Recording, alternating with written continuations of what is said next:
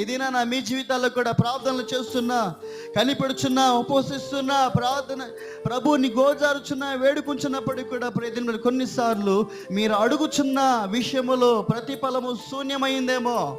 మీరు అడుగుచున్న కొలది అడుగుచున్నప్పుడే మీరు అడుగుచున్నది మీరు కోల్పోయినట్లుగా మీకు అనిపించవచ్చు. ప్రియదినరా, మీ స్థితిగతి అగమ్య గోచరంగా మార్చబడినట్లు మీకు అనిపించవచ్చు.